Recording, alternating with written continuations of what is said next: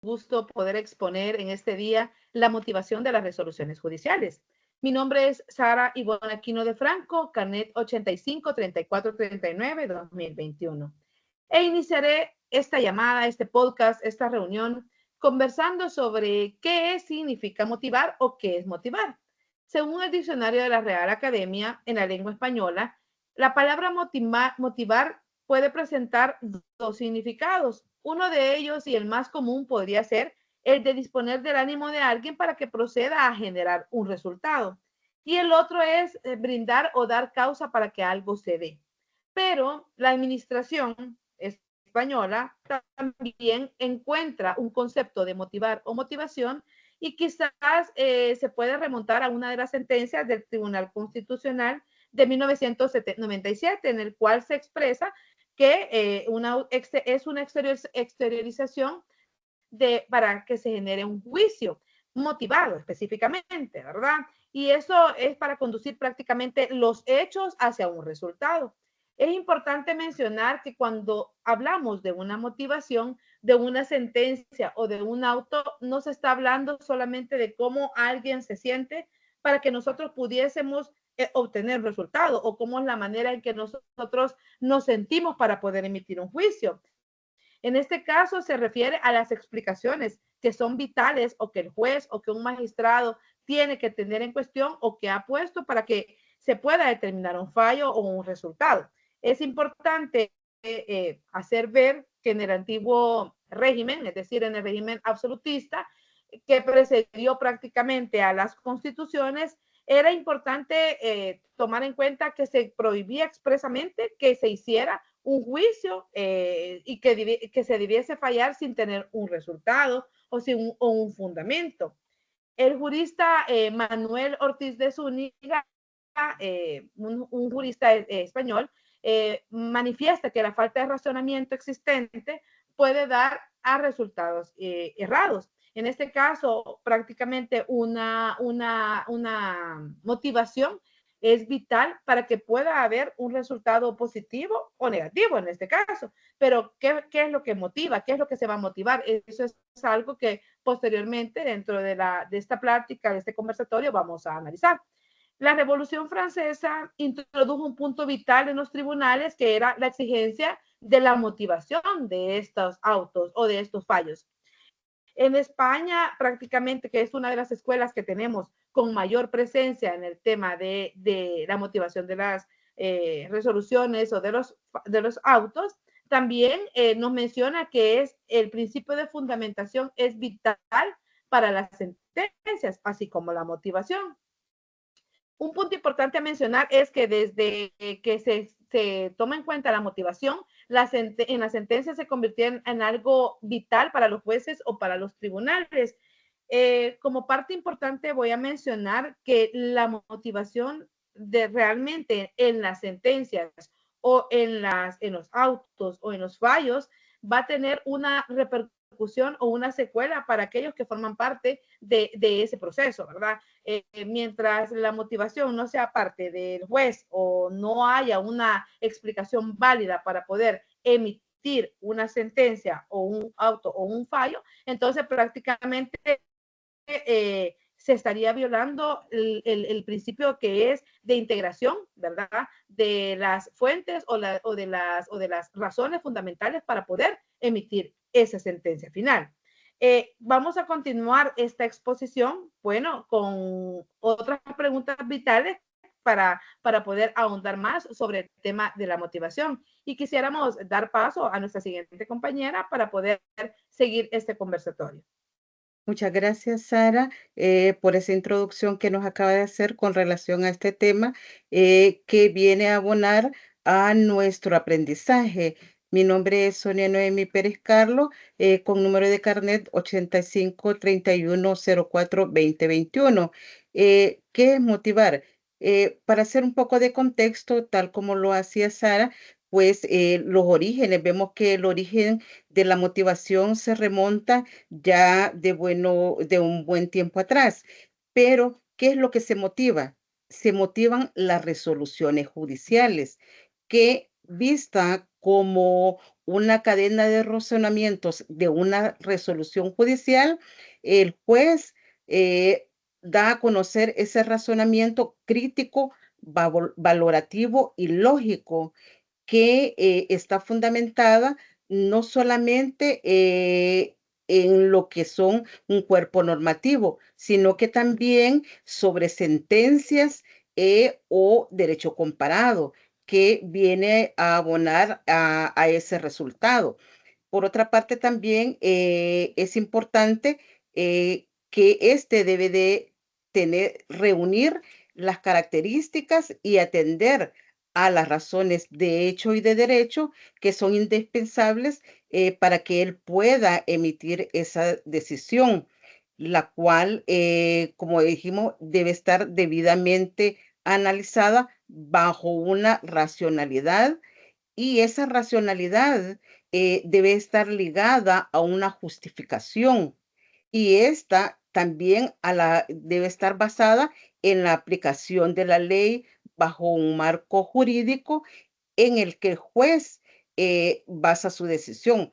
Por otra parte, también los hechos deben de estar probados y las evidencias que se presentan en las diferentes etapas del proceso. Eh, Aparte de ello, debe haber una interpretación de la norma y los principios de justicia y equidad y de derechos fundamentales que juegan un papel preponderante, que requieren además un vasto conocimiento por parte del juzgador al momento de emitir una sentencia. Como bien lo mencionó Sara, hay criterios de autores que pueden tomarse en consideración y que pueden servir de una herramienta para al momento de enfocar esa resolución, que ésta debe tener una lógica y que debe estar basado sobre las pretensiones que se han planteado al inicio del proceso. A continuación, pues, el compañero continuará con este tema tan interesante. Buenas noches. Después de haber escuchado a nuestras compañeras hablar sobre el tema de motivación, yo les voy a hablar un poco en específico sobre las resoluciones judiciales. Y vamos a iniciar, bueno, con la participación de todos. No sé qué les suena a ustedes cuando yo hablo de la palabra resolución, algún sinónimo. Podría ser decisión. Podría ser sentencia. También. O un resultado también, Alicia. Así es.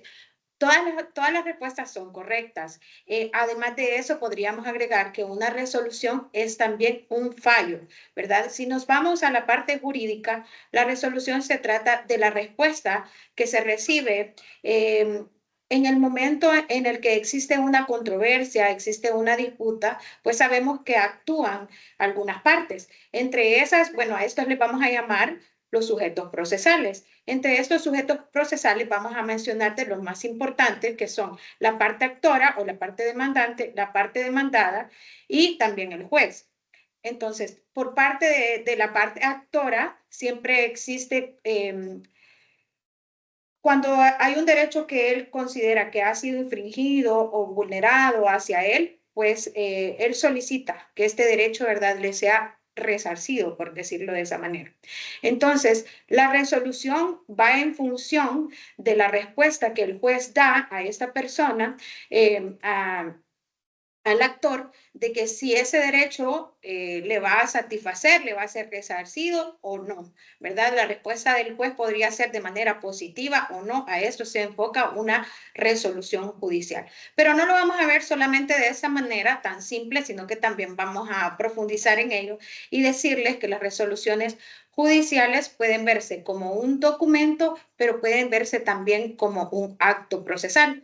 En función de que la resolución sea un documento, esto se refiere a que es el escrito, la norma escrita de manera material, por decirlo así. Y si lo vemos en función de que es un acto procesal, se refiere a que es una acción que ha sido llevada a cabo por un sujeto procesal. En este caso sería por parte del juez. Aquí no debemos entrar en confusión, sino que debemos comprender que el acto, la resolución como documento, pues lleva implícita o escrita la resolución como acto procesal.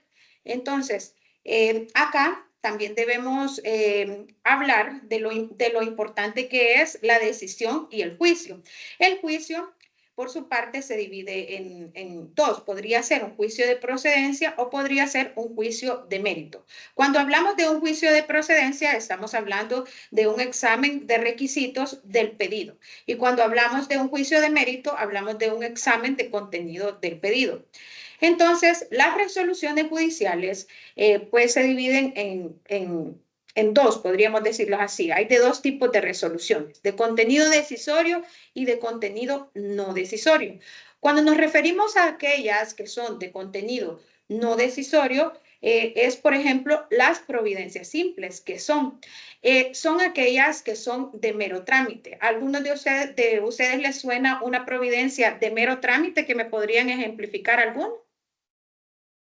Sí, podría ser el que le estén, una prevención que le hayan hecho y de la presentación de algún documento y que lo están agregando al expediente del proceso. Exactamente. Este tipo de providencias simples solamente buscan impulsar el proceso o darle continuidad al mismo. Acá podemos ver que se dan acciones como por ejemplo la que está mencionando la compañera y otras como podrían ser el cambio de domicilio, el apersonamiento del apoderado, por ejemplo, el agregar copias certificadas es otro tipo de providencia que son simples y que no se basan en un contenido que sea decisorio, ¿verdad? Luego seguimos con la sentencia interlocutoria. Podríamos decir que esta sí necesita trasladarse a la otra parte y resuelven algunos aspectos, pero que no se refieren a la totalidad del caso. Es decir, con una sentencia interlocutoria yo no le voy a estar dando solución al caso, al petitorio que existe dentro del caso, pues. Entonces, a la pretensión como tal. Este tipo de sentencias pues admiten nada más un recurso de apelación y el de aclaratoria. Posteriormente tenemos a las sentencias homologatorias. Este tipo de sentencias se utilizan con el fin de otorgarle validez a modos anormales de terminación del proceso. Uno de ellos es la transacción y otro podríamos mencionar que es la conciliación. Por último, y las más importantes, las sentencias que son de contenido decisorio, otras que hemos mencionado anteriormente también lo son, pero no tan importante como esta, es la sentencia definitiva.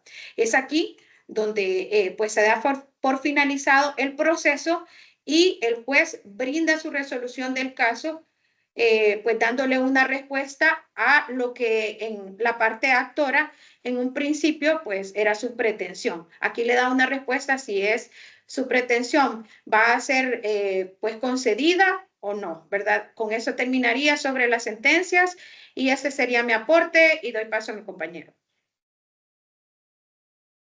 Muchas gracias, compañeras. Mi nombre es Rafael Armando Lara García y mi número de carnet es el 853-110-2021. Realmente hay bastante información de lo que son las sentencias y acerca de la motivación. Inicialmente, había una creencia de que el razonamiento principal de una sentencia tenía que ser a través de un silogismo judicial. Que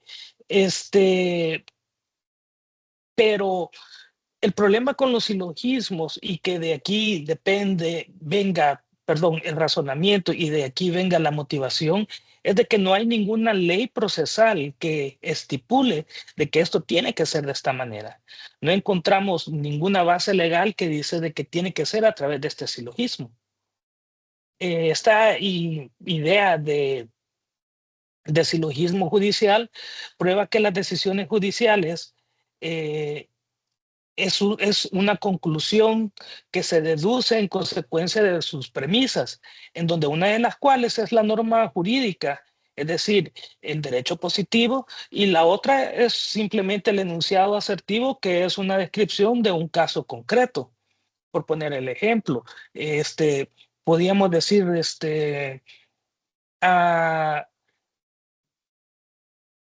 que existe la ley que dice el que le quitare la vida al otro se considera homicidio. Y aquí tenemos en la norma jurídica, aquí tenemos la norma, pero tenemos también el hecho que, digamos, por poner un ejemplo, Sara mata a Sonia, por decir algo. Entonces se llega a esta conclusión en el sentido de decir, bueno, si la norma jurídica dice que el que le quitare la vida al otro es un homicidio, entonces por eso Sara cometió un homicidio. Pero el razonamiento y la motivación que lleva a estas conclusiones es mucho más complejo que solo considerar estas premisas. Pues las motivaciones de estas decisiones judiciales es fundamental en un sistema de justicia transparente y equitativo, porque está compuesta por la explicación razonada de un juez a su decisión con base a fundamentos legales, es decir, a la ley, a fundamentos fácticos, que son los hechos que están siendo controvertidos en este proceso, y un fundamento probatorio, el cual tiene que ser congruente con los fundamentos fácticos que van a justificar el fallo del juez. Todo esto ya lo mencionaba mis compañeras anteriormente, y podemos tomar como conclusión que la motivación es necesaria para garantizar el Estado de Derecho y el derecho a una tutela judicial efectiva, pues permite que las partes conozcan las razones que sustentan estas decisiones, para que puedan facilitarse la posible impugnación de estas mismas, dado que de esta manera también se garantiza el derecho del debido proceso de que contan todas las personas. Y es por esto de que las motivaciones tienen que tener las siguientes características. Número uno, tienen que ser claras. No deben tener muchos tecnicismos para que puedan ser entendidas por cualquiera de las partes e incluso por personas ajenas al proceso, sin que tengan necesidad de tener un conocimiento jurídico. Tiene que tener una precisión, es decir, que el juez se tiene que referir puntualmente a esos puntos relevantes, valga la redundancia, de la controversia, respondiendo así a los asuntos de fondo planteados por las partes en las pretensiones. No es solo una mera mención genérica de las normas o jurisprudencia. Tiene que ser es más profundo que eso. Tiene que tener también una congruencia. La motivación no puede omitir razones sobre los aspectos fundamentales del caso, pues el juez debe de resolver todas estas cuestiones planteadas siendo coherente con las pretensiones de las partes y las pruebas presentadas. Como lo han mencionado Sara, como lo ha mencionado Sonia, como lo ha mencionado Glenda Alicia, también tiene que tener un fundamento jurídico y fáctico. Y esta es la combinación de aplicar adecuadamente la norma jurídica y la valoración de la prueba. Es decir, que tiene que estar con base en los hechos probados y el derecho aplicable. También tiene que ser, estas motivaciones tienen que ser imparciales. La decisión del juez no puede estar inclinada a una parte o a la otra, ni puede venir a ser influenciada externamente. Solo se tiene que basar en el derecho y las pruebas. Así es. También tiene que haber una argumentación racional, como se ha mencionado ampliamente en esta exposición. Porque se tiene que incluir un razonamiento lógico, el cual explique cómo se llegó a esa decisión y que debe contar con un argumento que justifique la decisión misma.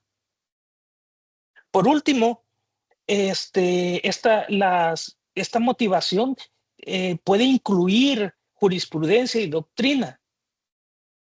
en estas resoluciones de los jueces pueden citar jurisprudencia que sea relevante al caso o doctrinas jurídicas que sustenten la decisión que el juez ha tomado.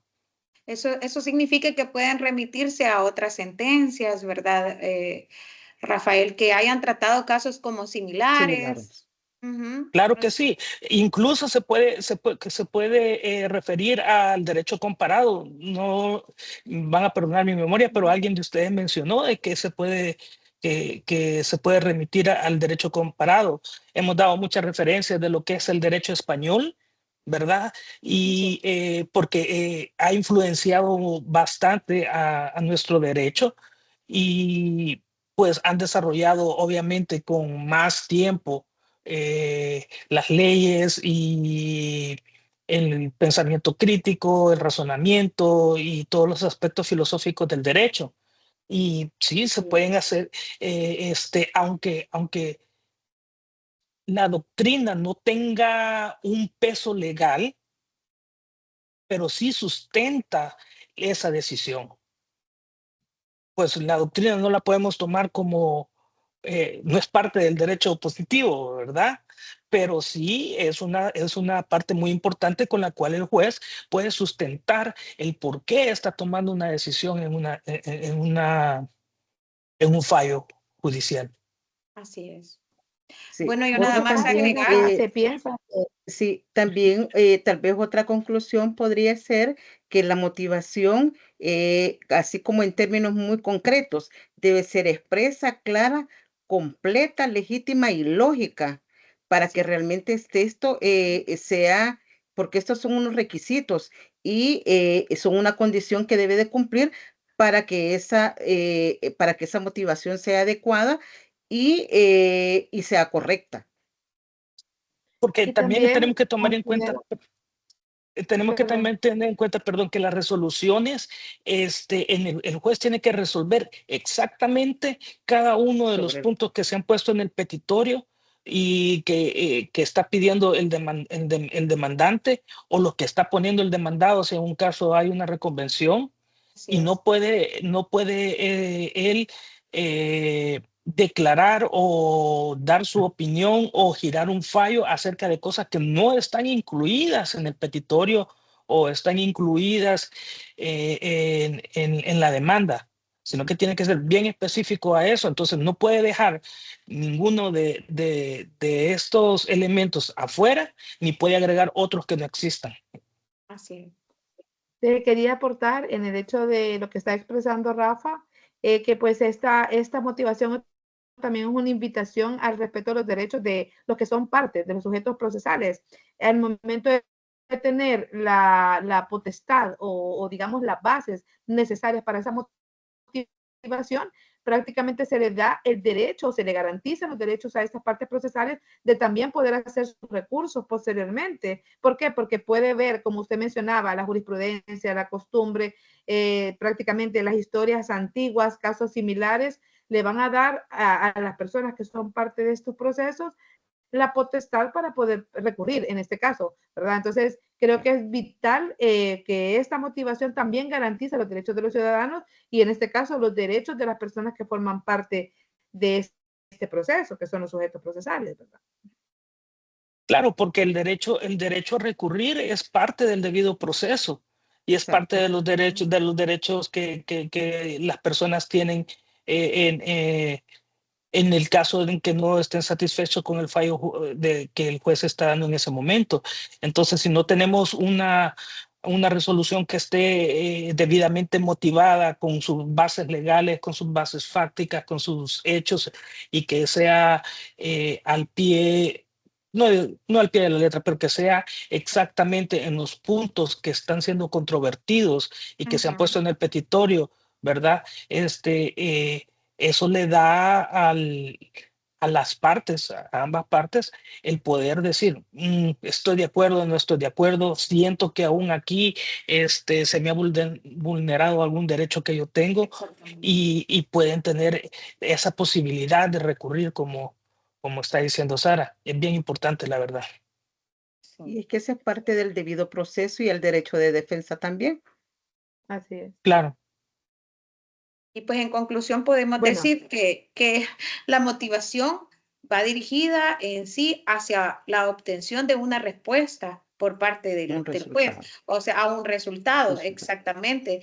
Entonces, este resultado es en sí la sentencia definitiva. Hacia ahí va motivado, aunque no es la única resolución judicial que ocupa de la motivación, que necesita de la motivación, pero realmente lo que necesitamos es resolver el fondo, ¿verdad? El fondo de la controversia. Eso. Sí, porque también pueden Exactamente. pueden existir motivaciones incluso para que el juez tome, digamos, unas medidas cautelares, ¿verdad? Exactamente, En base a los hechos, en base a las pruebas y en base a la ley, él puede dictar algunas medidas cautelares que sean solicitadas, ya sea usualmente pues por la defensa, perdón, por la paz, por el demandante, ¿verdad? O la parte acusadora, si es en el caso del derecho penal. Entonces, en ese caso, pues también tiene que venir motivada esa resolución del juez de decir, ok, vamos a poner a esta persona en detención provisional porque es un riesgo de que ya no se presente al tribunal, es un riesgo de que pueda agredir a alguna de las partes en el proceso, es un riesgo de que pueda amenazar a un testigo, es un riesgo que pueda desaparecer alguna prueba. Entonces, todo eso conlleva a tener esta cadena de razonamiento lógico que el juez tiene que tener para poder tomar esas decisiones.